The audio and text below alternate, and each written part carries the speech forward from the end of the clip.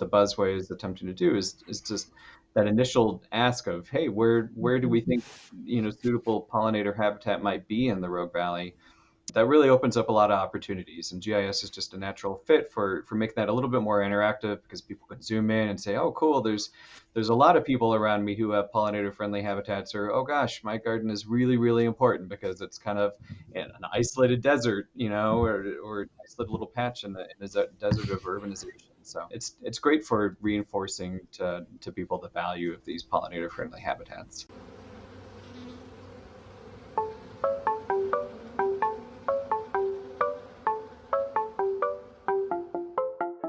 From the Oregon State University Extension Service, this is PolliNation, a podcast that tells the stories of researchers, land managers, and people like you who are making bold strides to improve the health of pollinators. I'm your host, Dr. Adoni Malathopoulos, Associate Professor of Pollinator Health in the Department of Horticulture. There are some great initiatives in Oregon to get pollinator habitat into the ground. If you recall, back in October, we talked with Colleen Rockwell with the Milwaukee Pollinator Pathway outside of Portland. But this week, we head to Southern Oregon to hear about another great initiative that's using maps to help connect the dots of pollinator habitat in the region. The Southern Oregon Buzzway is a collaboration between Southern Oregon University and a community group, Pollinator Project Rogue Valley. They are mapping areas with native plants across a corridor extending from the California border up to Grants Pass, and using story maps to help inspire others to cultivate native plants to help bees, butterflies, moths, and other pollinators in the region. We're joined by Dr. Jamie Trammell, who is a landscape ecologist, associate professor, and chair of the Environmental Science Policy and Sustainability Department at Southern Oregon University.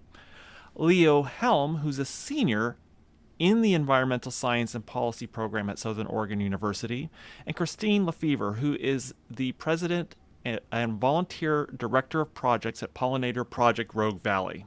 Southern Oregon is a real treasure when it comes to wild pollinators, so these efforts to inspire and provide resources to these Oregonians are likely to have tremendous impacts.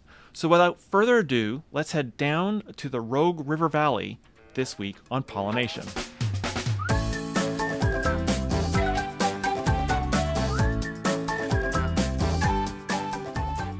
I'm so pleased to be heading down to Southern Oregon this week to talk about a really remarkable initiative with Christina, Jamie, and Leo. Welcome to PolliNation. Thank you. Glad to be here. I guess maybe starting with Christina, can you describe the idea behind a buzzway and why it's so important to the Rogue Valley? Yeah, thanks. It's a good question. We were a grassroots group back in 2016, and it seemed like there was something that needed to be done about the decline in the pollinators. And it seemed like the easiest way to highlight that was to tell people what their neighbors were doing. So we didn't really know what we were doing, what that meant. So we went and talked to Jamie Trammell, Dr. Jamie Trammell at SOU, to see if there was something that we could do to talk to people about buzzway, or about pollinator gardens rather. And then we came up with a way to create it on a map. And this was, back in probably the earlier days of GIS mapping. And so it seemed like a simple way to highlight the people that were doing the good work already for the pollinators with gardens, and then inspire other people to take that on. And because all of us knew that connectivity is such an important thing for any creature, and especially pollinators. Even though they can fly, they have to have a wide range for their gene, and also for the reproduction, so they don't, just get caught up in these little islands. And so it seemed like a great way to start publicizing into our community. And we wanted to make it uber local, making it appropriate for the Rogue Valley and the people who live here, rather than thinking, oh, I'm just some little teeny tiny dot on this big expanse of the United States.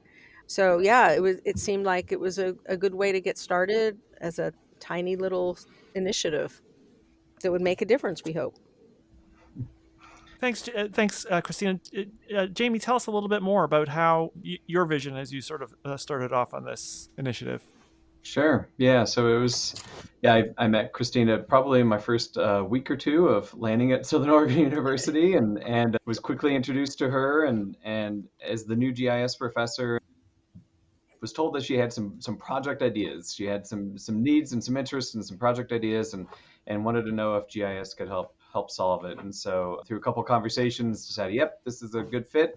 We can start coming up with a proposal, and connected with an intern, a student Mhm. intern who had just completed one of the GIS classes, and wanted to kind of test out his skills. And so he started humbly with not a lot of information, just a couple of responses on a survey, and started building that database and building that map, and it looked real good, and it was kind of fixed. And after a couple of months or a year or so, we're like, well, let's make this more dynamic and a little bit more interactive for folks to go and explore. And so launched kind of this, I don't know, a lineage of interns who have been working on this Buzzway project since that first intern, that have now taken it online. They've done some analyses. They've helped kind of guide where Way has evolved in terms of an engagement tool and as a scientific tool. And so now it lives fully online, and it's integrated. It's live updates. And what this allows us to do is just really capture, we're basically putting more citizens in scientific capacities, right? We're gathering more data. There's only so many scientists. There's only so many sensors, but if we can start to employ citizens, the concept behind citizen science, and that's really what the Buzzway is attempting to do, is just that initial ask of, hey, where do we think suitable pollinator habitat might be in the Rogue Valley? That really opens up a lot of opportunities, and GIS is just a natural fit for making that a little bit more interactive, because people can zoom in and say, oh cool, there's a lot of people around me who have pollinator friendly habitats, or oh gosh, my garden is really really important because it's kind of an isolated desert, or an isolated little patch in the desert of urbanization. So it's great for reinforcing to people the value of these pollinator friendly habitats.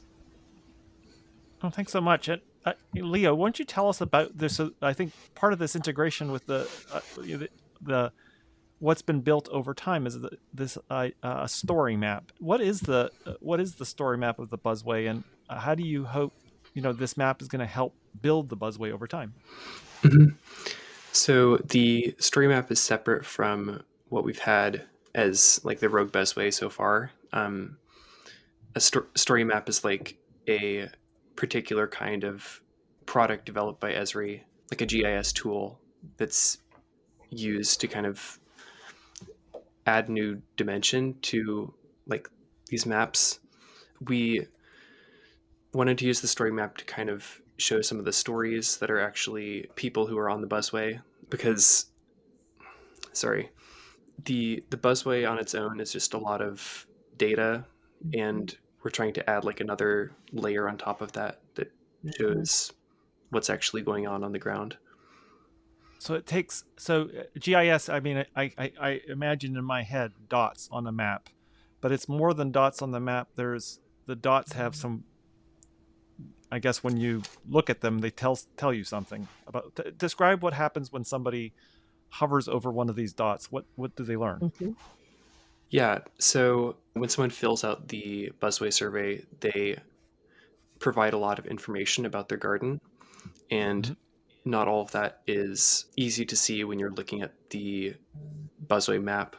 So by hovering over it, you can see like the kind of native plant coverage that people have, their history of pesticide use, how long this garden has been a native Oh, like habitat, which is really valuable information for when you're considering how habitat connectivity has changed in Southern Oregon. fantastic.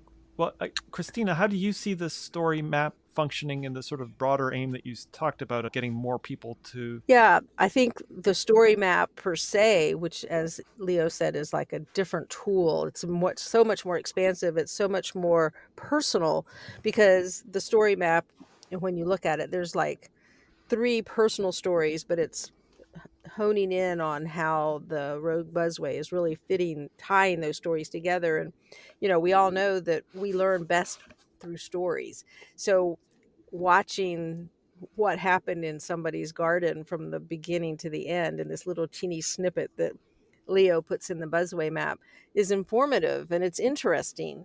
And so maybe what's going to happen, what I'm hoping is happening, is that people will feel inspired. Oh, they did that. Well, I can do that too. So that's one, I think, one of the reasons to have a story map. And even the Buzzway, Leo mentioned you click on or hover over the little dot, you can get information. You can find out if it's a monarch way station, or if it's has an orchard, or some of the other information that's in the survey. And it is really great information so that we can see what people have, and how that is supporting pollinators. But of course, it's not just pollinators, it's the birds and the other creatures that live here. So helping to build an ecosystem. So the Buzzway, if you think about it, if you look at it on the map, it starts at the base, the bottom of Oregon, just south of Ashland, and it goes all the way now to Grants Pass, through following the I-5 corridor, but then of course going off east and west. And so what is theoretically possible, and I'm hoping it is really true, factual, is that a butterfly, for instance, could fly from the monument, the Cascade-Siskiyou National Monument, all the way to Grants Pass, and be able to find not only food, but also native plants that she could lay her eggs for the next generation. So, in some ways, the map doesn't really matter, because theoretically these gardens are going to be there anyway, and so they're there, so it's all fine. But putting the story together on a way that humans can see it visually, big picture, I think is really the key here. And then Leo and I are talking about other story maps. So maybe we do one about just the monarch evolution, maybe we do one about, I don't know, some other places on the map that are critical. One of the things we haven't talked about yet is, most people probably know about the Alameda fire of 2020 and the devastation that it caused to this area. So when you look on the map, there's the outline, the fire scar. So how is that getting filled in? One of our programs is helping with that, and a lot of other people are helping with that, putting back in plants, not always natives and certainly not always pollinators, but how is that fire scar getting restored? I recall we had a podcast with the Milwaukee Pollinator Pathway, and I remember the comment there being, in some ways, you're kind of doing pollinator garden on your own, but suddenly you can look and it's like, oh, there are peers, there are people Yeah. around who I can talk to, I can network with. Maybe, Jamie, that comes to your comment about citizen science, kind of Mm-hmm. drawing people together into something where they start to say, oh yeah, we could, if we Mm-hmm. recruited a few more neighbors, have that corridor that connects the monument to Grants Pass. Mm-hmm. Absolutely.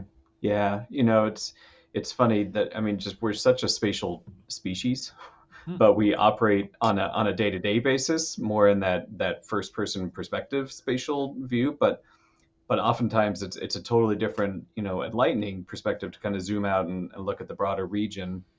And that's what GIS does, and that's what these maps allow you to do, is just put your own efforts in the context of surrounding efforts. And boy, is that reassuring and really helpful for Mm-hmm. so many people to think about. Oh gosh, there's really there's awesome connectivity, there's awesome potential for conservation here in the Rogue Valley.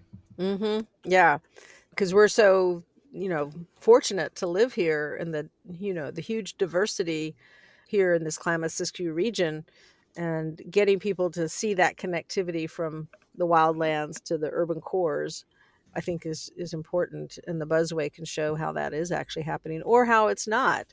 The fire scar took out a whole bunch of stuff, but then there's also a lot of places where maybe we need to be looking at, what can a community do, and say, oh, maybe we could add a couple of, some of our neighbors, maybe we should start a pollinator garden.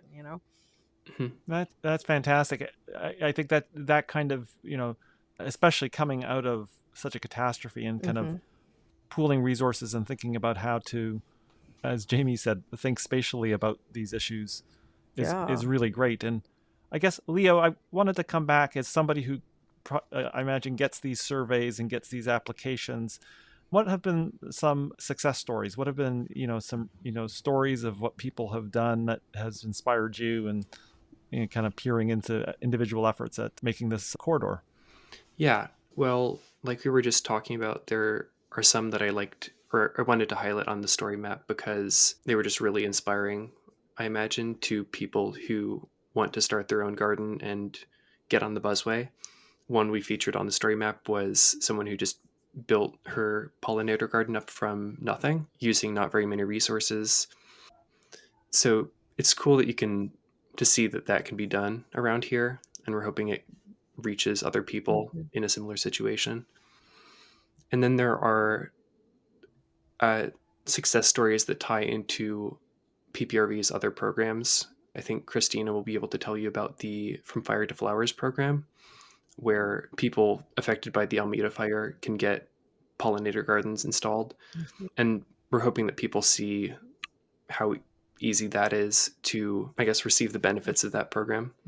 Mhm. Yeah, I guess it's nice because it plugs. People are left with this, the situation of, we have to rebuild, and to be able to get those resources, be aware of them, and have a Mhm. plan to put them in place. I guess these story map snippets are really inspiring. You can say, "Oh, I could see something. I could Mhm. envision how this would be done." Hmm. Mhm. Well, Christina, why don't you tell us a little bit about some of those initiatives as well that you've experienced, and Yeah, and I was just thinking maybe we need a story map about all the From Fire to Flower gardens. Anyway, back to your question. So yeah, I think the From Fire to Flower garden program, pollinator garden program, is the one that comes to mind the most because that really is fitting in with the Buzzway. After the fire happened, you know, knowing how much was devastated, 2,000 2,500 structures and what 2,000 acres, is that right? The right number, something like that. A lot of it along the greenway, a lot of it along riparian areas, but it took out so many homes and so many yards. And so what do you do? And, give somebody a plant, but that doesn't seem very effective. And so we got to the point where we could look at helping people actually plant. So we work with the homeowners. We have done one business helping them with the design, figuring out what they like. We source the plants either from our own propagation nursery where we grow native plants, and then we also ask for either at a discount or often donations from some of the local nurseries like Plan Oregon and Shooting Star, Clamasistu Native Seeds, because we're trying to do only natives because we know that people will, sooner or later put in non-natives, which is fine. That's their garden. But we're really focusing on the natives to help all the native pollinators, the butterflies, the bees, beetles, et cetera, et cetera. And so we work with the homeowner. Sometimes there's the things that need to be done, like build a wall or doing some sheet mulching to get rid of some grass or something like that. And then we have some people that we're working with, and because we are getting some grant funding, not quite enough, but we are getting some grant funding, we're actually able to compensate the experts. So we have a designer, and then we have they work together. oh, We have two great. people working with that, and then we have installation day with volunteers. So just a couple of weeks ago, we did 2 gardens in one day. That was the first time we've ever done it. One in Phoenix and then one in Ashland. They're both great. And so that's number 15 and 16 that we've put in Oh, since wow. 2021. And the one garden that Leo has highlighted on the story map is a lovely story. It's amazing how quickly pollinators can come back. Christie's garden, we planted hers in May, and by September, it looked like it had been there for a long time, and you had blooming asters, and it just really looked lovely. So the homeowners generally help us, and so now in that Bear Creek Mobile Home Park, I think we've put in 6 gardens, and then that's creating a buzzway right there in that little mobile home park right next to the Bear Creek, which is obviously a riparian corridor throughout the valley. So just these little gardens is helping to make the stepping stones and help restore back to maybe a little bit of what used to be here. I'm sure people are wanting to know what are some of the kind of most reliable, for people who may be new to this, some of the most reliable, easy plants. What are your kind of like top 5 plants that everybody can grow and work well? And Well, the first thing I should say is it depends. because it depends on how much sun, how much water, et cetera, et cetera. But if I had to choose five, thank you for five and not just one, then I would say Oregon sunshine, goldenrod. Those are two beautiful flowering plants. If you want to go with a shrub, if you can do a manzanita, if not, then let's see off the top of my head what ceanothus would be super great. Let's see, I have one more, right? A native grass. I could add something if you want.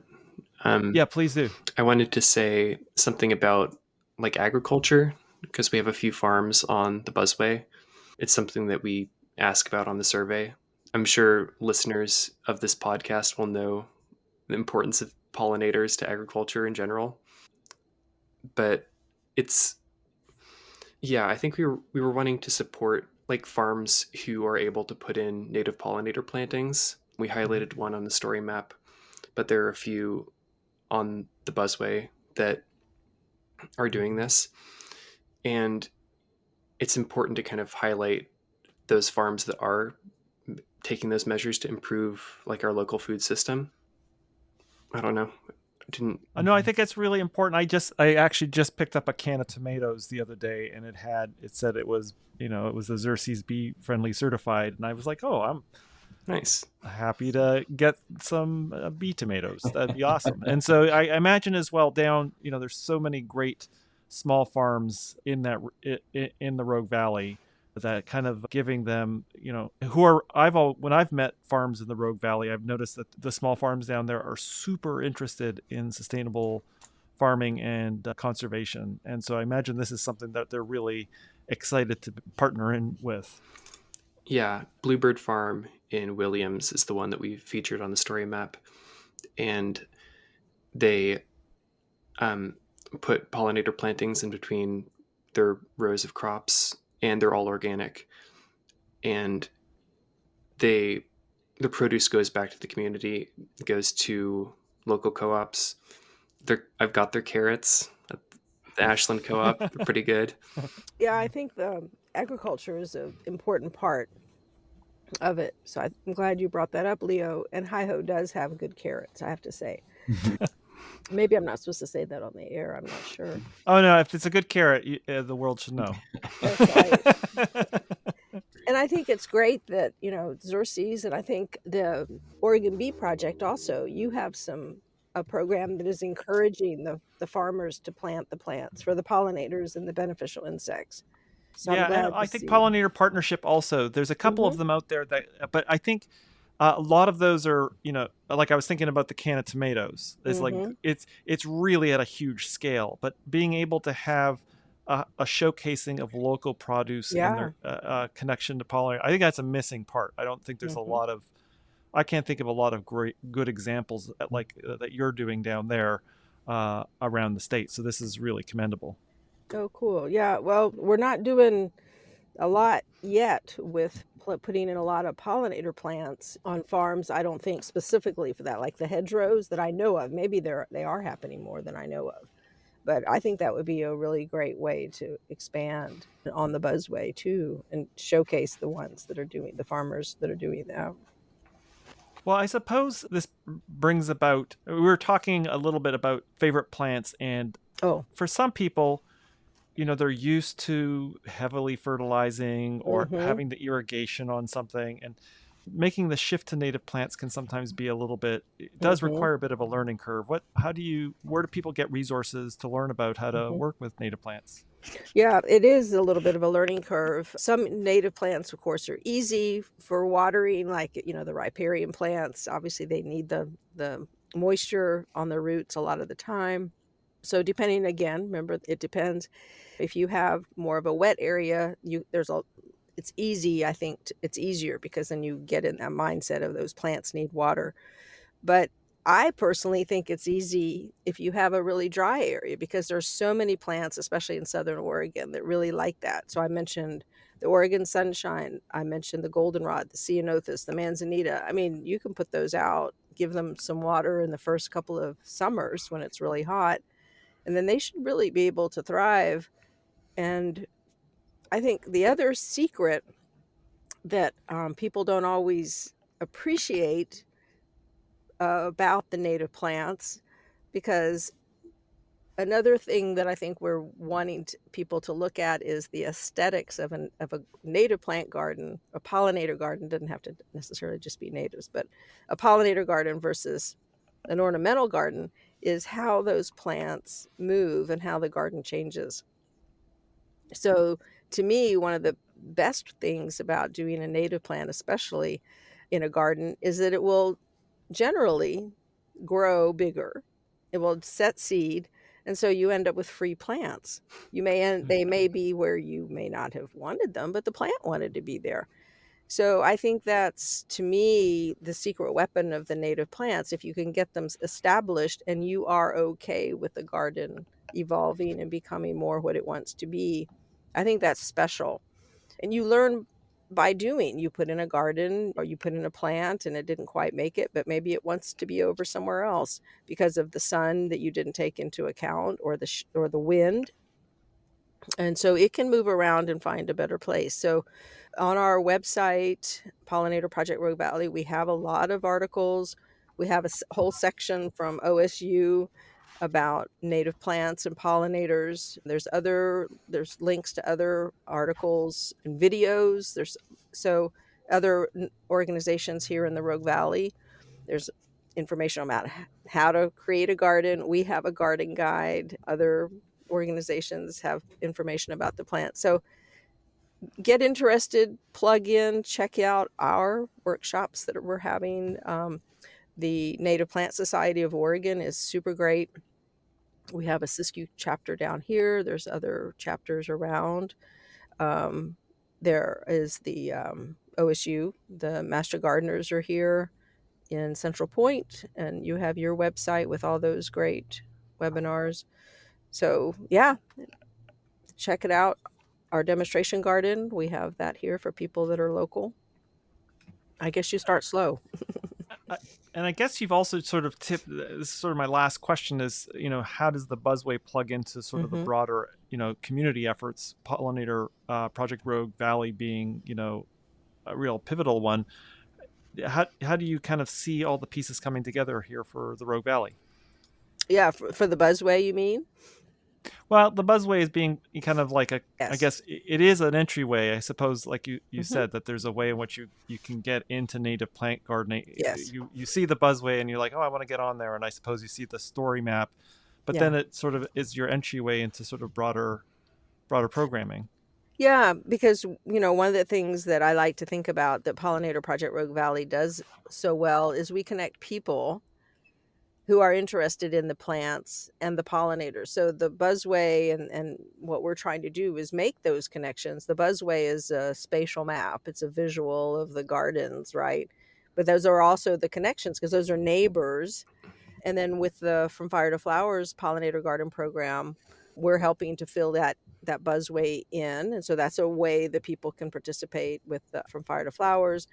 Well, we need plants, right? So where do those plants come from? Well, we have a way that volunteers can help us in our nursery to grow those. We have plant sales. We have a demonstration garden out front. So to me, it seems like Pollinator Project Rogue Valley is helping to put the pieces together. And then you have education on top of that. So we have our Pollinator Pals program where we're getting into schools and, working with community organizations as partners. We're starting to actually plant pollinator gardens in the schoolyards now.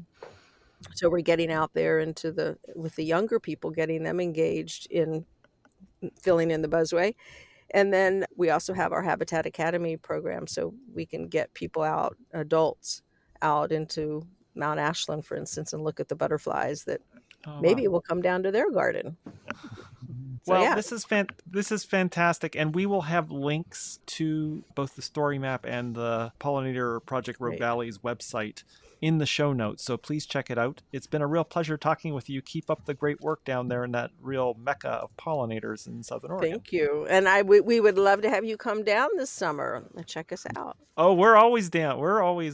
We love it down there. Oh, good. We'll talk after the show. Yeah. Find us up in the Cascade Siskiyous. Oh, yes, May. That's right. Oh, yeah. Very good. Thanks so much for having us on. Thank you. Take care. Thank you. Thank you so much for listening. Show notes with links from each episode are available at the website pollinationpodcast.oregonstate.edu. I also love hearing from you, and there's a form at the website where you can pop in and say hello and give me feedback. If you want to support the show, remember to leave a rating on iTunes, Spotify, or whatever podcast mothership you use. And finally, if you have the means and you want to help support my lab's effort to document bee biodiversity in Oregon, visit OregonBeeAtlas.org and follow down to the donate button where you can make a tax-deductible donation to the Jerry and Judith Paul Native Pollinator Endowment. Every little bit helps. See you next episode.